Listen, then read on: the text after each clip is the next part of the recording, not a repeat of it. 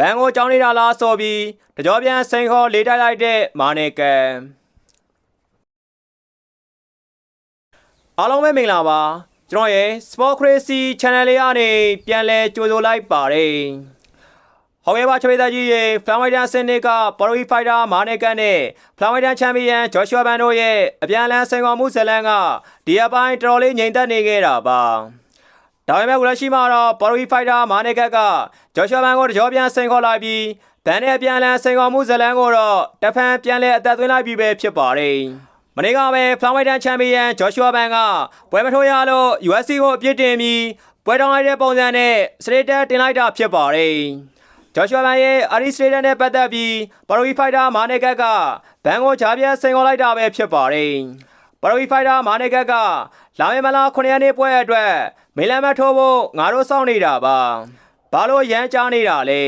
ဘောဝင်မေကုံသွားလို့လားဒါမှမဟုတ်မင်းရမ်းကြောက်ပြီးလက်တွေတုံးနေလို့လားဆိုပြီး Flyweighter Champion Joshua Ban ကိုစိန်ခေါ်လေးတိုက်သွားခဲ့တာဖြစ်ပါတယ်ဒါကြောင့် Pro Fighter မာနေကန်ကတော့ကျွန်တော်ရဲ့ Fighter လေး Joshua Ban ကိုစိန်ခေါ်ပြီးဂျာမီဆွဲလိုက်ပြီးပဲဖြစ်ပါတယ်မာနေကန်ရဲ့အခုလိုစိန်ခေါ်မှုနဲ့ပတ်သက်ပြီး Joshua Ban ဘက်ကလက်ရှိမှာတော်ပြန်ခြင်းမရှိသေးပဲငြိမ်သက်နေတော့မှာပဲ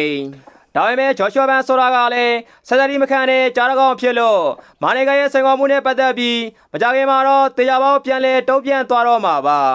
ဒီချိန်မှာတော့မာနေကန်နဲ့ Joshua Ban တို့နေရောက်ချန်ပီယံလူပွဲဖြစ်သွားဖို့အထိတောင်နီးစပ်သွားနိုင်ပါတယ်ဘာလို့လဲဆိုရင်တော့မနေ့ကပဲ Joshua Ban ကိုယ်တိုင်ကပွဲမထိုးရတာပြင်းလို့ပွဲမြန်ထိုးခြင်းတဲ့ပုံစံနဲ့ UFC ကိုပွဲတောင်းထားခဲ့တာပါနောက်တစ်ချက်ကတော့ Pro Fighter မာနေကန်ကလည်းဘန်ကိုစိန်ခေါ်နေကြတဲ့ဖြစ်နိုင်ရရှိဆုံး Fighter ၄ယောက်ထဲမှာနံပါတ်1ဖြစ်နိုင်ရရှိဆုံး Fighter ပဲဖြစ်ပါတယ်ဒါကြောင့် Flyweighter Champion Joshua Ban ရဲ့လာမယ့် Champion ခပတ်ကာဝယ်ပွဲကြီးက Pro Fighter မာနေကန်နဲ့ဖြစ်သွားတော့မှာလားဆိုတာကျွန်တော်တို့ပြည်သက်တွေရင်ခုန်သွားနဲ့စောင့်ကြည့်သွားရတော့မှာပဲဖြစ်ပါတယ်